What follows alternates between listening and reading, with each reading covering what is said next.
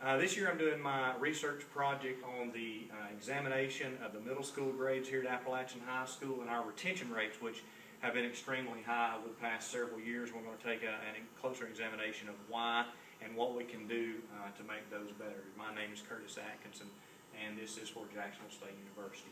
Here's my problem statement that I come up with for Appalachian High School, that our middle school students here at AHS have an extremely high course failure rate, with the majority of these failures occurring in history and geography, math, and in science. With the current state requirements of credits, the ninth graders are putting themselves in a position of not graduating on time, and this could lead to a higher dropout rate for our school in the future. The previous years of course failure may be contributing to this, and some of the studies that I have looked at and some of the research shows that failure earlier can lead to dropouts later, and that is also in the research proposal.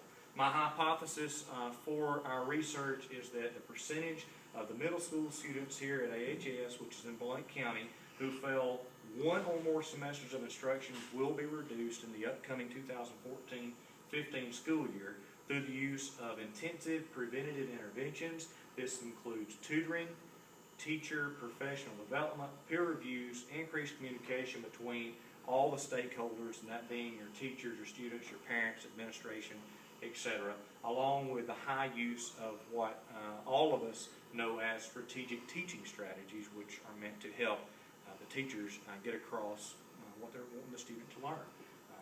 And some of the definitions for that is that my 7th, 8th, and 9th grade students are the ones that will be looked at for the middle school grades, and also we'll take a look at that at the end of the school year. The literature review, I have 3 pieces of literature that I have pulled from a research project that I thought were extremely important. According to NELD's articles from 2009, there are 4 main possibilities for the increased retention in middle school grades.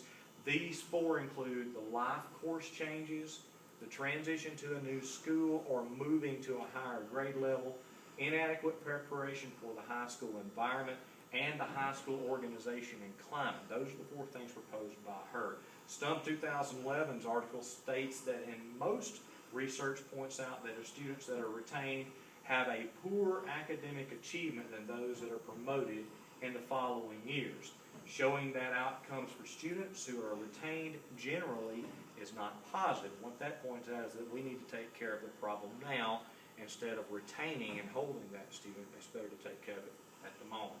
O'Brien in 2012's article states that suggests that schools should acknowledge good attendance, use high engagement, get extra help for those at-risk students, separating attendance from performance, which a lot of schools do not do, and use early intervention systems to help the at-risk students. All of this should work together to promote success, and it should drop our overall retention rates for either a semester or an entire credit course.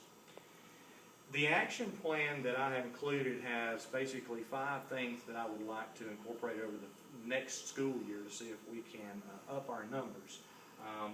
The first is using what I'm going to call a catch-up course, and this is basically any student that has an average of 70 or below about halfway through the semester is taken out of a PE or a non-core subject and is placed in an environment where they can up their engagement rigor in these particular classes and get their averages up so that they can pass. Increase communication with the students and the parents regarding the expectations and the class requirements. That means that teachers have to take a role in making sure the parents know what is expected of their child.